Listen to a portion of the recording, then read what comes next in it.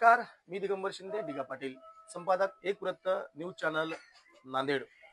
आज घडीला संपूर्ण देशभरामध्ये जनगणनेचं हे राष्ट्रीय कार्य सुरू आहे। त्याच अनुषंगानं त्या त्या भागामध्ये शिक्षकांच्या माध्यमातून ही जनगणना केली जाते आहे। जनगणना करत असताना वेगवेगळे फंडे ज्यामध्ये सामाजिक राष्ट्रीय एकात्मता ही सुद्धा जागृत व्हावी हा उद्देश या ठिकाणी सिडको भागातील इंदिरा गांधी हायस्कूल चे सहशिक्षक MT कदम सर हे की जनगणनेच्या माध्यमातून पर्यवेक्षकाची भूमिका या ठिकाणी बजावत आहे। त्यांचं कार्य कशा पद्धतीचं आहे, कशा पद्धतीनं तिने जनजागृतीचं कार्य कशा पद्धतीनं करत आहे याविषयीचा थेट संवाद त्यांच्याशीच आपण या ठिकाणी करणार आहोत। सर, कशा पद्धतीचं हे कार्य आपलं चालू आहे? सर, भारताची जनगणना 2027 यामध्ये मी पर्यवेक्षकाचं काम करत आहे आणि जनगणना ही एक आलेख असतो किंवा आराखडा असतो जो आपण सरकारला देत असतो, जो विकासाच्या कामात उपयोगी पडत असतो।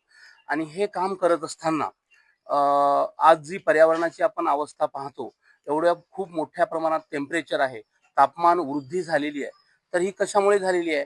तर आपलं जे गुड लाईफ आहे त्यामुळे कार्बन उत्सर्जन होते। कार्बन उत्सर्जनचं प्रमाण खूप वाढलेलं आहे। त्याचप्रमाणे जंगलतोड ही खूप मोठ्या प्रमाणात होते, अन्ननासाडी ही खूप मोठ्या प्रमाणात होते आणि यामधून हरितगृह वायूचं संघटन हे वाढत आहे। हरितगृह वायूचा रेणू हा जे सूर्यापासून येणारे जे किरण आहे, उष्णता आहे, तिला धरून ठेवतो आणि तिला रिफ्लेक्ट होऊ देत नाही आणि त्यामुळे इथलं वातावरण आपलं गरम होत आहे। म्हणून आम्ही अशा प्रकारचं की पाण्याचा वापर जपून करूया, पुढील पिढीचा विचार करूया, त्यानंतर रासायनिक खताचा वापर कमी करूया, नदी परिसंस्थेला आधार देऊया। कारण रासायनिक खत वापरल्यामुळे आज प्रचंड प्रमाणात उत्पन्न काढण्याच्या हव्यासापोटी प्रचंड प्रमाणात रासायनिक खते वापरत आहे आणि या रासायनिक खतामुळे जमीन ही टणक होत आहे आणि जमीन टणक झाल्यामुळे जमिनीमध्ये पाणी मुरत नाही आणि आजूबाजूचे नदी नाले ओढे हे आज कोरडे पडत आहेत। जे की काही वर्षापूर्वी हे बारमाही वाहत होते, ते आज वाहत नाहीत। त्यानंतर कार्बन उत्सर्जन कमी करूया, तापमान वृद्धीस लगाम लावूया। कार्बन उत्सर्जन हे थांबलं पाहिजे, म्हणजे आपण साधं जीवन जर जगलं तर कार्बन उत्सर्जन हे कमी होईल। जंगलतोड थांबूया, जंगल परिसंस्थेला वाचूया। जंगलतोड केल्यामुळे काय होईल की जंगलामधली जी परिसंस्था आहे, वाघ, सिंह हे जे प्राणी आहेत किंवा वनस्पती आहेत, ह्या नष्ट होत आहेत। आपण पाहतो मागे आपण टीव्हीवर वगैरे बातमी पाहिली की बिबट्या वगैरे गावात आलेल्या आहे, कारण त्यांना तिथं अन्न नाहीये खायला, त्यामुळे ते काय करणार। आणि हे कशामुळे झालं? तर जंगलतोडीमुळे झालं। म्हणून आपण जंगलतोड थांबवायला पाहिजे। बाळाचा पाळणा लांबूया, कार्बन उत्सर्जन कमी करूया। आता बाळाचा पाळणा लांबूया म्हणजे एक बाळ जर जन्मलं तर त्यापासून 58.8 टन कार्बन उत्सर्जन होते आणि हे कार्बन उत्सर्जन मुख्यतः तापमान वाढीस कारणीभूत आहे। त्याच्यानंतर अन्न नासाडी थांबूया, जेवताना ताट स्वच्छ करूया। आपण पाहतो की वेगवेगळ्या कार्यक्रमामध्ये आपण खूप मोठ्या प्रमाणात अन्न नासाडी करतो आणि बरंचसं अन्न फेकून देतो। जवळपास 1.3 अब्ज टन हे अन्नाचं उत्पादन होते आणि त्यापैकी 1/3 म्हणजे 1.3 अब्ज टन हे आपण अन्न वेगवेगळ्या माध्यमातून वाया घालवतो, जे की आपल्या भारतामधले असतील किंवा जगामधले असतील खूप लोक उपाशी राहतात। म्हणून आपण साधे कार्यक्रम करायला पाहिजे आणि मोजकं जेवण करायला पाहिजे। फार तर आपण पुन्हा करूया, परंतु एकदाच बनवून ठेवू नका आणि वाया घालवू नका।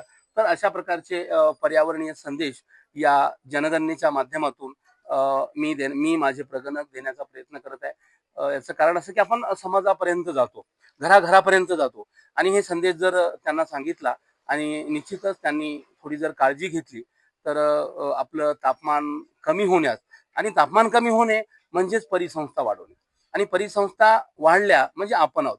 पृथ्वी काय आपली मानवाची नाही आहे, पृथ्वी ही सर्वांची आहे। पृथ्वीला राहण्याचा सर्वांना अधिकार आहे। अतिशय छोटा जीव असेल आणि अतिशय महाकाय प्राणी असेल, मानव असेल, सर्वच असेल, सर्वांना पृथ्वीवर राहण्याचा अधिकार आहे। परंतु मानवाने सर्वांनाच आज आपण पाहतो की जवळपास 80 ते 90% प्रजाती ह्या नष्ट झालेल्या आहेत केवळ या तापमानामुळे।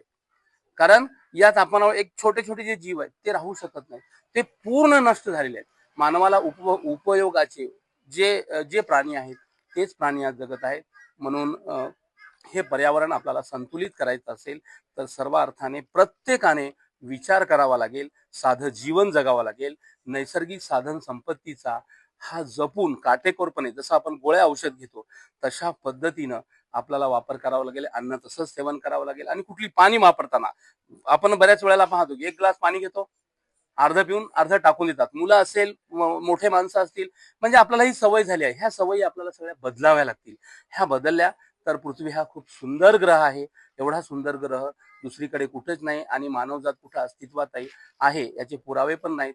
म्हणून सर्वांनी आपण पृथ्वीला जपूया, साधं जीवन जगूया, असा संदेश मी या माध्यमातून, जनगणनेच्या माध्यमातून देऊ इच्छितो. नमस्कार. धन्यवाद. या ठिकाणी आपल्याला सरांनी सांगितलं असेल, जनगणना हे जरी त्यांना ड्युटी सेवा दिलेली असली तरी सुद्धा एक सामाजिक भावनेपोटी त्यांनी जनगणना तर ती कर्तव्य आहे, ते तेच कर्तव्य आहे, ती सेवा आहे, परंतु त्यासोबतच एक सामाजिक संदेश घराघरापर्यंत माणसांपर्यंत जावा असा उद्देश सरांच्या या जनगणनेच्या कार्यातून या ठिकाणी पाहायला मिळालेला आहे. एक वृत्त न्यूज चॅनलसाठी मी दिगंबर शिंदे, ढिगा पाटील, नांदेड.